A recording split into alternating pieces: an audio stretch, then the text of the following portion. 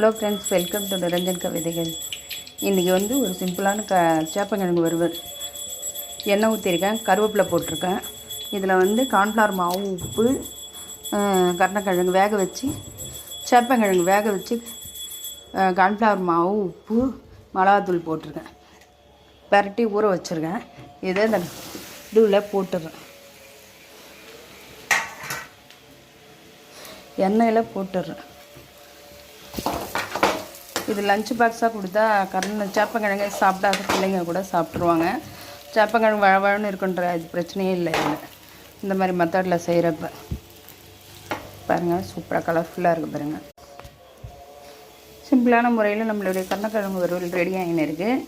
இதுக்கு வேறு ஒன்றுமே போடல. எண்ணெய், கருவேப்பிலை போட்டு தாளிச்சிட்டு, கார்ன்ஃப்ளவர் மாவு, கருணக்கிழங்கு வேக வச்சு சின்ன சின்னதாக ஸ்லைஸ் கட் பண்ணி வச்சுக்கிட்டு, சேப்பங்கிழங்கு வேக வச்சு ஸ்லைஸாக கட் பண்ணி வச்சுக்கிட்டு, அதில் மிளகாத்தூள், கார்ன்ஃப்ளவர் மாவு, உப்பு போட்டு விரவி ஒரு 10 நிமிஷம் ஊற வச்சுட்டு இது மாதிரி பொரியல் பண்ணி எடுத்து சாப்பிட்டோம்னா லஞ்ச் பாக்ஸுக்கும் பிள்ளைங்களுக்கு எல்லாருக்குமே இது நல்லாயிருக்கும். சூப்பரான கருணக்கிழங்கு சேப்பங்கிழங்கு வறுவல்.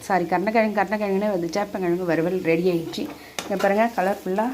இன்னும் இன்னும் கொஞ்சம் முருகலாக வறுத்தோம்னா, நல்லா சகப்பாக வறுத்தோம்னா இன்னும் நல்லாயிருக்கும். பாருங்கள், இங்கே பாருங்கள், சூப்பரான சேப்பங்கிழங்கு வறுவல் ரெடி ஆகிடுச்சு.